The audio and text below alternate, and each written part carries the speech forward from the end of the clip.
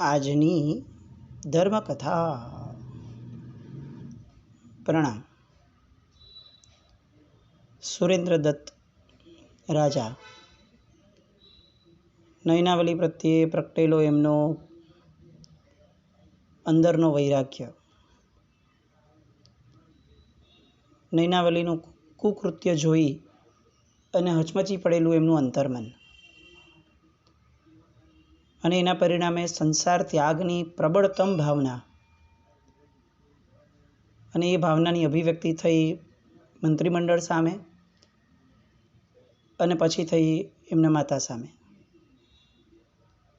પણ વ્યક્તિ પ્રમાણે ફરક પડ્યો. જ્યાં અધિકાર હતો એવા મંત્રીઓની સામે વાતને ખાલી મૂકવાની હતી અને મૂકી દીધી કે ભાઈ મારી આ ભાવના છે ને હું આ કરવા ઈચ્છું છું. પણ માતા સાથે વાત કરવાની હતી. એમને એ રીતે ન કહેવાય કે મારી આ ભાવના છે, એ ઔચિત્ય નથી. તીર્થંકર પરમાત્માઓ પણ જ્યારે દીક્ષાની વાત પોતાના માતા પિતા પાસે મૂકે છે ત્યારે એ પણ બહુ જ વિનમ્ર સ્વરે વિજ્ઞપ્તિ કરતા હોય અને એ બતાવે છે કે ઔચિત્યમાં લેશ માત્ર પણ, અંશ માત્ર પણ તીર્થંકર પરમાત્માઓએ પણ અપવાદ નથી સેવ્યો. કર્તૃત્વનો આગ્રહ ન હોય, સારી વસ્તુઓનો પણ આગ્રહ ન હોય. સારી વસ્તુ કરવા જેવી છે પણ એ કરવાની તો યોગ્ય માર્ગ તો એ જ છે. અને એટલે પોતાને જે સ્વપ્ન આવ્યું હતું એ સ્વપ્નની આખી વાત પોતાની માતાને કરી. સ્વપ્નનો અંત શુભ હતો પણ એની શરૂઆત નબળી હતી. માતા વૈદિક શાસ્ત્રોની શ્રદ્ધાવાળી હતી. સ્વપ્ન સાંભળી અને ધ્રુજી ઉઠી. ભય તરી આવ્યો અને તરત જ એણે કીધું કે આ અમંગળનો નાશ થાવ અને આ અશુભ સ્વપ્નનું નિવારણ તો હવે કરવું જ પડશે. તને સ્વપ્નમાં એવું આવ્યું કે રાજકુમારનો રાજ્યાભિષેક કર, તો ભલે તું રાજ્યાભિષેક કર, વાંધો નથી. તને સ્વપ્નમાં એમ આવ્યું કે તું દીક્ષા લેવા જાય છે તો તું સાધુ વેશ પહેરીને થોડોક સમય આ રાજમહેલમાં જ રહે, એનો પણ મને વાંધો નથી. પણ આજે અશુભતા જન્મી છે કે તું પટકાયો, એનું નિવારણ કરવા માટે વેદોક્ત વિધિ પ્રમાણે તારે જળચર, ખેચર કે સ્થળચર એમાંના કોઈ પણ એક જીવનું કુળદેવતાને બલિદાન આપવું પડશે. કારણ કે આપણા કુળદેવતા પશુઓના રક્તથી જ સંતુષ્ટ થાય છે. કુળની અંદરમાં કોઈ પણ વ્યાધિ આવે તો એનું રક્ષણ કરવાની જવાબદારી કુળદેવતાની છે અને કુળદેવતા જે રીતે તુષ્ટ થાય એ રીતે તુષ્ટ કરવાની જવાબદારી આપણી છે. જેવી આ એક જીવની હત્યાની વાત સાંભળી અને આ સુરેન્દ્રદત્ત સમસમી ગયા, કાન દાબી દીધા કે આવું તો સંભળાય પણ નહીં. વિચારાય કે કરવાનું તો બહુ પછીની વસ્તુ છે, આવી વાત તો સાંભળવી જ અશક્ય છે. અને પોતાની માતાને સમજાવે છે કે જીવવધ કરવાથી શાંતિકર્મ થાય, કોઈ એક જીવને મારી નાખવાથી આપણા જીવમાં શાંતિ આવે, આવું કઈ રીતે શક્ય બને છે? ધર્મ એ હિંસા સહિતનો હોઈ જ ન શકે. ધર્મ એ તો અહિંસાના લક્ષણવાળો છે. અને જે મનુષ્યને પોતાના જ ભય લાગે છે એ મનુષ્ય હવે બીજાને મારી અને એ જીવને આટલો બધો ભય ઉત્પન્ન કરશે તો એનો ભય વધશે કે ઘટશે? આપણે જે આપીએ છીએ એ જ આપણને આ જગતમાંથી પ્રાપ્ત થાય છે. જો આપણને ભય લાગે છે તો આપણે બીજાને અભય આપવો જોઈએ. જો આપણને ભય લાગે છે તો આપણે બીજાને રક્ષણ આપવું જોઈએ. પણ જો આપણને ભય લાગે છે એટલા માત્રથી બીજાને વધુ ભય આપવો, એ તો કઈ રીતે ધર્મ કહી શકાય? આવી અનેક વાતો કરે છે. પોતે જે ધર્મશાસ્ત્ર જૈન મત ભણ્યા છે એની અંદરમાં જીવ વહો અપવહો, જીવનો વધ એ પોતાના આત્માનો જ વધ છે. એ આખી જે વાત પરમાત્માએ કીધી છે એ વાત પણ માતાને સમજાવી. બીજાને દુઃખ આપનાર વ્યક્તિ સૌથી પહેલાં પોતે દુઃખી થાય છે. બધી વાત કહી. પોતે જે ધર્મના શ્રવણપણા તરફ જઈ રહ્યા છે એ ધર્મ તો આત્મવત સર્વભૂતેષુ વાળો છે. જેવો મારો આત્મા છે એવો જ બધાનો આત્મા છે, એ વિચારધારાવાળો ધર્મ છે. એ ધર્મના શ્રવણપણા તરફ જવું છે. પુણ્ય પાપ આ બધાથી પર થઈ અને અધ્યવસાય ઉપર કેન્દ્રિત થવા માટે જવાનું છે. પણ આ બધું જ માતાએ જે કાર્ય કરવા કહ્યું છે એમાં પૂર્ણપણે એને ખતમ કરનારું છે. પણ માતાજીને એ વાત ગળે ઉતરતી નથી. નાનપણથી સંસ્કાર ધર્મ તરીકે આપણે જેને સ્વીકારી લીધું હોય ને, પછીથી એનો વિરોધ, એના વિપરીત વાત એ બધી આપણે જલ્દીથી સ્વીકારી નથી શકતા. આપણને લાગે કે આ કદાચ સુરેન્દ્રદત્તના માતાને વૈદિક શાસ્ત્રો ભણ્યાના કારણે એમને આવું થયું, પણ એવું નથી.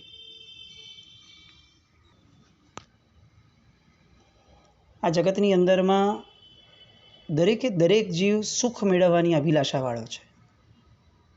દરેક જીવ જેમાં આપણને સુખ વહાલું છે, એમ નાનામાં નાના સૂક્ષ્મતમ જીવને પણ જો વહાલું કોઈ કોમન વસ્તુ છે તો પોતાનું સુખ છે. અને પોતાના પ્રાણથી વધુ સુખ કોને લાગે?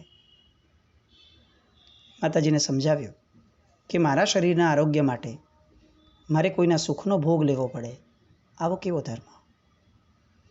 અને ધર્મ તો એ જ છે કે જે આગ્રહ વિના ન બનાવે. વૈદિક શાસ્ત્રોની માન્યતાવાળા માતાજીના જીવનની અંદરમાં જો પોતે જે ભણ્યા છે, પોતે જેને ધર્મ કીધો છે, એની માન્યતા એટલી બધી દ્રઢ છે કે એ સામાની સાચી વાત, સારી વાત પણ સ્વીકારવા તૈયાર નથી. આપણે એ પણ કેટલીક તૈયારી, કેટલીક સંભાળ આપણે રાખવી જોઈએ કે આપણા જીવનમાં એવો કોઈ મત આપણા ધર્મના નામે પણ ન પ્રસરી જાય કે જે મત અને જે માન્યતાથી સામો દુભાય. ધર્મ એ જ છે જે સ્વપરને દુભાવવામાંથી બચે અને બચાવે. કદાચ વૈદિક શાસ્ત્રની માન્યતા પ્રમાણે એ જીવ વધ સુધી પહોંચી ગયા રાજમાતા. આપણે એ કક્ષા સુધી તો ન જ પહોંચીએ, પણ સામાન્યતયા પણ આપણી માન્યતા કરતાં અલગ થાય તો આપણી એ માન્યતાવાળા વ્યક્તિને કહેવાની, ટોકવાની, સમજાવવાની જે પદ્ધતિ છે એ સામો દુભાઈ નહીં એવી હોવી જોઈએ. બહુ સામાન્યતઃ આપણા બધાનો નવા વ્યક્તિઓ જે ધર્મમાં આવતા હોય છે, યંગસ્ટર્સ, એમનો એક બહુ જ સામાન્ય અનુભવ હોય છે કે ભાઈ રૂટીન અથવા વર્ષોથી ધર્મ કાઢવાવાળા વ્યક્તિઓ એ જ્યારે પોતાની જ માન્યતા જે છે કે ભાઈ આ આમ જ થાય, આ પૂજા આમ જ થાય, આવા જ કપડાં પહેરીને થાય, આવી જ રીતે થાય, સામાયિક લેતા હોય તો આવી જ રીતે લેવાય, આવી રીતે આડ ન જ પડાય, બેની વચ્ચે ન જવાય, વાતો બધી જ સાચી ને સારી, વિધિનો પક્ષ હોવો જ જોઈએ. પણ જેને એ વસ્તુની કદાચ પ્રમાદ છે, કદાચ સમજણ ઓછી છે, એની સાથે વાત કરવાની ઢબ કેવી હોવી જોઈએ એ પણ ધર્મ શીખવે છે. એ દુભાય એવી વાત, એવી રીતિ, એવી પદ્ધતિ એ તો ન ચાલે. અને પછી એ ધર્મનો આગ્રહ એને ધર્મ ગણવો એ પણ કઈ રીતે ચાલે? અહીંયા રાજમાતા નથી જ માનતા. ઘણી ચર્ચાઓ કરે છે બંને જણા, પણ રાજમાતા નથી માનતા. જ્યારે લોજિકલી વાત ન પતી એટલે રાજમાતા જે છે એ હવે નવું ટ્રમ્પ કાર્ડ ફેંકે છે, ઇમોશનલ. અને એમ કહે છે કે જો તને એવું લાગે છે કે તું શ્રમણ ધર્મ લેવા જઈશ એની પહેલાં મારી અનુમતિ લેવાની, આ લેવાની, પણ તું વસ્તુ સમજ કે તારા મૃત્યુના આવા સ્વપ્ન પછીથી અને એ જો સત્ય થાય અને તારું મૃત્યુ થઈ જાય તો પછી હું જીવતી રહેવાની છું? તો એક કામ કર, તું અત્યારે ને અત્યારે તલવાર ઉપાડ અને મારું માથું કાપી નાખ. આ ઇમોશનલ ટ્રમ્પ કાર્ડ કે જેનો કદાચ કોઈની પાસે જવાબ નથી હોતો. એ કહે છે સુરેન્દ્રદત્ત કે તમે મને દુર્ગતિના ઊંડા કૂવામાં ધક્કો મારવાવાળી આજ્ઞા કરો છો. પણ રાજમાતા નથી માનતા તો નથી જ માનતા. છેવટે નૈનાવલી આવે છે. નૈનાવલી આવીને પણ બેસે છે અને આ વાતને સાંભળે છે અને વચ્ચે એક વિચાર વહેતો મૂકે છે કે આપણે સાચા કૂકડાનો વધ કરવો એ તો આપને ઇષ્ટ ન લાગે, એ સમજી શકાય, પણ આપણે કામ કરીએ, લોટની કણીથી બનાવેલી કૂકડાની મૂર્તિ એનો તો વધ કરી લઈએ. એમાં તો ક્યાં જીવ હત્યા છે? માતા પણ એ વસ્તુમાં અત્યંત આગ્રહી બની અને અહીંયા અત્યંત પવિત્ર માર્ગ પર જવાના નિર્ધારવાળા સુરેન્દ્રદત્ત માતાના દાક્ષિણ્યતાના ભ્રમની અંદરમાં ફસાયા. આપણે ત્યાં દાક્ષિણ્યતા ગુણ પણ છે ને એવી રીતે નથી કહ્યો સેવવાનો કે જેના કારણે આપણું અથવા સામાનું બેઉમાંથી કોઈનું પણ અહિત થાય. પણ અહીંયા સુરેન્દ્રદત્ત ચૂકી ગયા. માતા પ્રત્યેનો સ્નેહ હતો એ સ્નેહ રાગમાં પરિણમ્યો અને રાગમાંથી અંતે નિર્ણય લેવાયો કે સારું, એક લોટનો કૂકડો બનાવશું. એ લોટનો કૂકડો બનાવી અને એને જ બસ ખાલી વાળી દેવાનો અને એ લોટ છેવટે કુળદેવીના ચરણે ધરાવીને એનો કણીઓ ખાલી ખાઈ લેવાનો.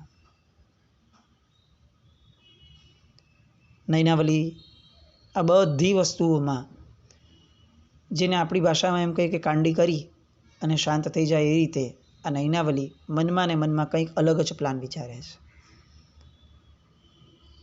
પોતે ત્યાં તો બહુ જ સારા નાટક કરી જાણે છે કે રડવા લાગે અને બધાને કહે છે કે હું પ્રવજ્યા ગ્રહણ કરીને માતાના અતિ આગ્રહથી હું આ રાજમહેલમાં જ થોડો સમય માટે રહીશ.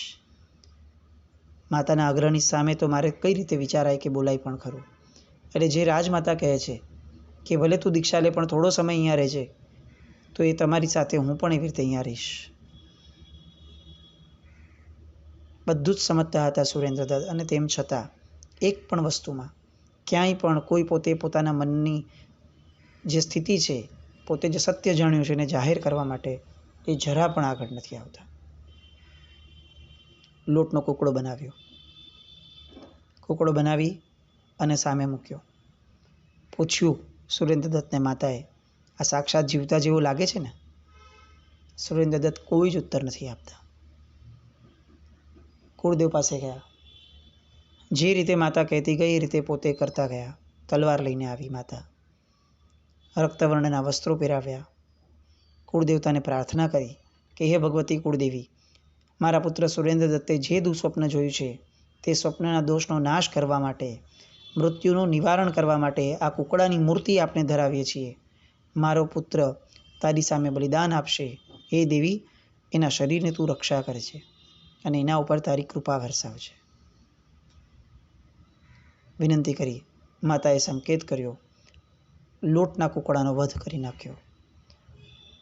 એ લોટનો કૂકડો હોવા છતાં સુરેન્દ્રદત્તનું શરીર એ કમકમી ગયું, ધ્રુજી ઉઠ્યું. તલવાર એમના હાથમાંથી પડી ગઈ. મૂર્છા આવવા લાગી. જમીન પર બેસી ગયા. પણ માતાનું ધાર્યું થઈ ગયું હતું. એટલે હવે માતા આશ્વાસન આપે છે કે ઢીલો ન પડ, સ્વસ્થ બની અને હવે દેવીનું પૂજન કર. અને છેવટે પૂજન કર્યા પછી માતાએ કીધું કે દીકરા, હવે તારે માંસ ભક્ષણ કરવું પડશે. અત્યાર સુધી ગમે તેમ કરીને દાક્ષિણ્યતા વગેરે જે પણ કહીએ એ બધાના કારણે જે એક આખું ન સ્વીકારાયેલું, પોતાની માન્યતામાં ન બેસેલું સત્ય પણ જે સુરેન્દ્રદત્તે સ્વીકારી લીધેલું હતું, એની હવે આ પરાકાષ્ઠા આવવા લાગી. ખસીને ના પાડી દીધી કે હું માંસ ભક્ષણ તો નહીં જ કરું. અને ફરી પાછી એ જ નૈનાવલીની વાતો કે આમાં ક્યાં માંસ છે? જેમ કૂકડો સાચો નથી એમાં માંસ પણ ક્યાં સાચું છે? આ તો માત્ર લોટ છે. સુરેન્દ્રદત્ત કહે છે કે પણ માતા, આ લોટમાં માંસની કલ્પના તો કરવાની જ છે ને? અને ત્યારે માતા બહુ સહજપણે કહે છે કે કલ્પના જ છે. આટલું કર્યું છે તો હવે આટલું કરવામાં શું વાંધો છે? એમ કહી અને છેવટે લોટ, માંસની કલ્પના સ્વરૂપનો લોટ એ સુરેન્દ્રદત્તને વપરાવડાવી દે છે. કદાચ સુરેન્દ્રદત્તના ભવ પરંપરાના આખાને આખા ચક્રનો આ સૌથી ભયાનક કહી શકાય એવો પ્રસંગ. રાજા પુરુષોએ હવે ઉદ્ઘોષ કર્યો રાજમાતાના આજ્ઞાથી નગરીની અંદરમાં કે સુરેન્દ્રદત્ત સાધુ ધર્મ અંગીકાર કરશે એટલે આવતીકાલે જ પ્રભાતે રાજ્યાભિષેક થશે ગુણધર કુમારનો. દરેકે રાજસભામાં પધારવું. નગરની અંદરમાં ઘણી ચર્ચાઓ થઈ, ઘણી બધી વાતો થઈ, પણ અંતે નગરજનો હતા, સુજ્ઞ હતા, પોતાના રાજાની ખુશીની અંદરમાં ખુશ થવાવાળા હતા અને દાનશીલ તપ વગેરે ધર્મ તરફ પોતાના રાજા વળે છે એનો આનંદ માણ્યો. સાધુ વેશ પહેરવાનો હતો સુરેન્દ્રદત્તે. મસ્તકે મુંડન કરાવ્યું, સાધુ વેશ તૈયાર રાખ્યો હતો. નૈનાવલીએ પ્રવેશ કર્યો.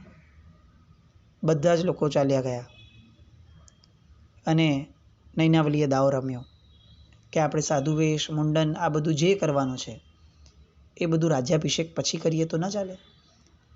પુત્રના રાજ્યની અંદરમાં એક દિવસ રહેવાની તક તો આપણે મેળવીએ. સુરેન્દ્રદત્ત સમજી નથી શકતો નૈનાવલીને. સ્ત્રીનું ચરિત્ર છે ને આમ પણ સમજવું અશક્ય લાગે. એ કયા હાવભાવથી કયા સમયે શું કહે અને એ સમયે એના મનમાં શું ચાલતું હોય એ સમજવામાં જ્ઞાનીઓ પણ થાપ ખાઈ જાય.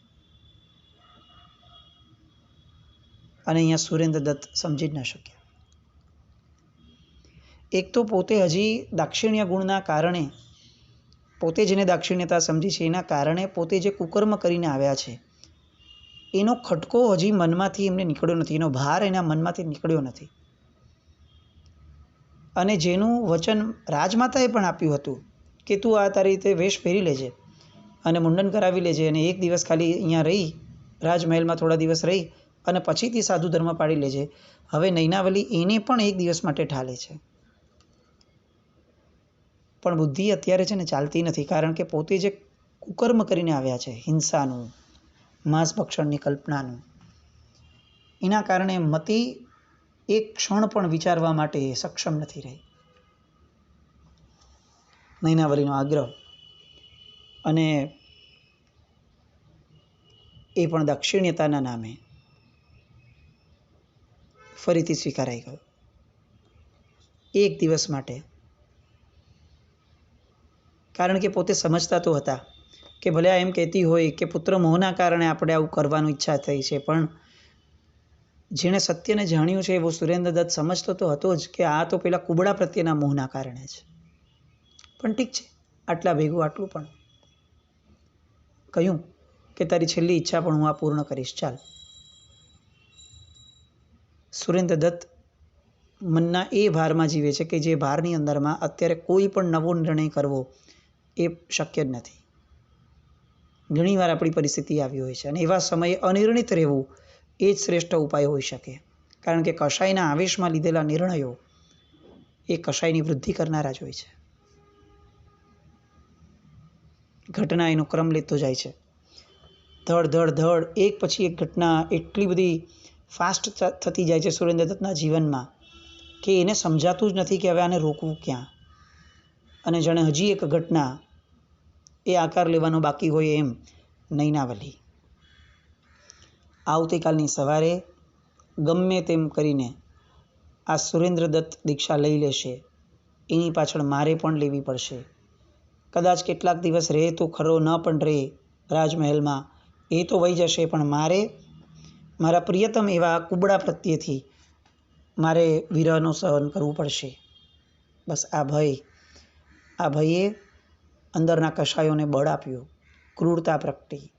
અને નૈનાવલીએ સુરેન્દ્રદત્તને જે પ્રસાદ આપવાનો હતો દેવી પૂજા પછીનો, એ પ્રસાદની અંદરમાં જે ઝેર ભરવી દીધું. ઘટનાઓ કદાચ આપણી માટે બહુ નવી નથી, આપણે સાંભળી હશે આ બધી કથાનકોની વાર્તાઓ, પણ ઘટનાના પરિણામે અંદર જે પરિણતિઓ પ્રગટી એ આપણી માટે નવી છે.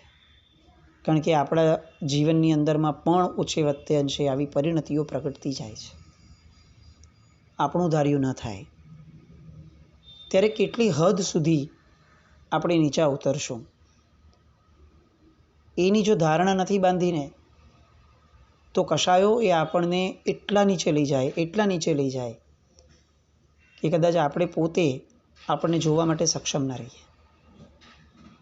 શેરબજારની અંદરમાં એક ટર્મ છે, આપણે વચ્ચે પણ એકવાર આ વાત કરતી રહી કે પૈસાના રોકવાની બાબતમાં એક ટર્મિનોલોજી છે કે સ્ટોપ લોસ રાખવો. આપણું ઇન્વેસ્ટમેન્ટ જે ગયું એ ઇન્વેસ્ટમેન્ટના કારણે જો લોસ થાય, નબળી જગ્યાએ ઇન્વેસ્ટમેન્ટ થયું છે તો એક લેવલ પછીથી એ લોસ વધવો ન જોઈએ. એટલા માટે એક ટર્મિનોલોજી આવી કે સ્ટોપ લોસ, કે ભાઈ આ શેર 20માં લીધો છે, એ હવે મારું ધ્યાન ન રહે કદાચ અને એ પડવાનું શરૂ થાય, નીચે પડવાનો, તો 17 પર આવે તો ઓટોમેટિક વેચાઈ જાય. બસ ત્યાં અટકી જવાનું. ત્યાં પછીથી મારી કોઈ જવાબદારી, મારી કોઈ એમાં મારો રસ, મારું ઇન્વેસ્ટમેન્ટ મને નથી જોઈતું. 17 ઉપર સ્ટોપ લોસ મૂકી દઈએ કે લોસ થાય તો પણ ખાલી 3 રૂપિયાનો થાય. જીવનમાં આવો સ્ટોપ લોસ રાખ્યો છે આપણે? મને કશાય આવે તો પણ બસ આનાથી વધારે માત્રામાં નહીં, આનાથી વધારે સમયમાં નહીં, આનાથી વધારે વ્યક્તિઓ ઉપર નહીં. આવો કોઈ પણ સ્ટોપ લોસ આપણા જીવનમાં ખરો? ક્રોધ માટે, અહંકાર માટે, લોભ માટે, કોઈ પણ પ્રકારની માયા માટે. અને જો નથી રાખ્યો તો આપણે કોના ભરોસે જીવીએ છીએ? કઈ આશાએ આ ધર્મ કરીએ છીએ?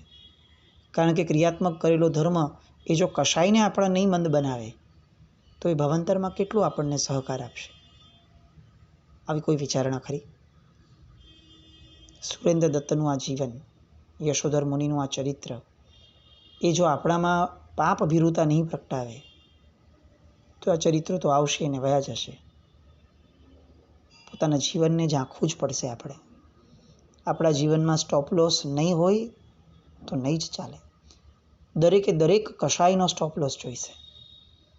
શક્ય છે કે કોઈ પાપનો ઉદય થાય ને આપણામાં કશાય જન્મે, બની જ શકે. આપણે હજી છદ્મસ્ત છીએ, પણ હવે હું ધર્મિષ્ઠ થયો, હવે હું મોક્ષાભિલાષવાળો થયો, હવે મારાથી આનાથી વધારે કર્મ કરવું મને નહીં પોસાય, મારો ભવાંતર બગડશે.